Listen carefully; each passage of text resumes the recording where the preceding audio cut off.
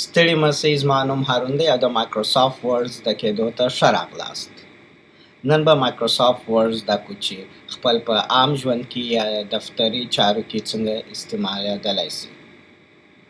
چې مایکروسافټ ورډ خلاص کړئ، تاسو کولی سئ چې بلینک ډاکومنټ یا ساده پاڼه پرانیسئ. دا نور هغه تیار جوړ سوي پاڼې دي چې ډیزاین سوي دي ستاسو دپاره که چیرې غواړئ د دا ځای شروع کړئ، خو موږ به یې د یوه ساده پاڼې څخه شروع کړو.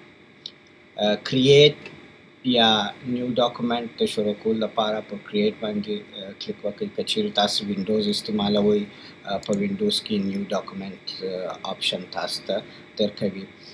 او که غواړئ چې په کیبورډ باندې یو شارټکټ یا لنډ کلي ووایئ نو اپل یا کنټرول ان په وینډوز کې تاسو کولی سئ چې ور ووهئ نو نوې پاڼه به تاسو ته راسي.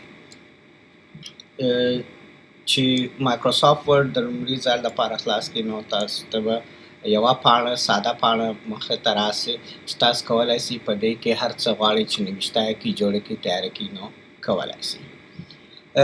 ځکه چې زه میک استعمالوم نو زما د مایکروسافټ ورډ ډیزاین یا مینیوګانې کې به شاید یو څه تغییر وي، خو داسې خاص تغییر به نه وي، مګر که چیرې ستاسو د نومان یې په یاد سي او سر مو په خلاص سي نو بیا به هېڅ مشکل نه وي. که میک یا که وینډوز تاسو کولی سئ چې استعمال یې کړئ.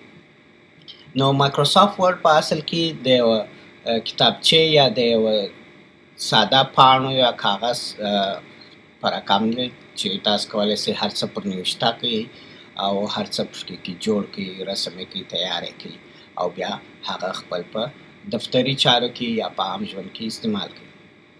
نو لومړی راځو، که چیرې یو څوک غواړي چې یو څه خط نوشته کړي یا پښتو، دري یا انګلیسي، نو تاسو کولی سئ چې په دا مایکروسافټ ورډ کې په خپله نوشته کول شروع کړئ. مایکروسافټ ورډ پښتو، دري، انګلیسي او د دې پر څنګ نورې ژبې ټوله سپورټوي او یا کولی سئ چې تاسو په ژبو باندې نوشته وکړئ په مایکروسافټ ورډ کې.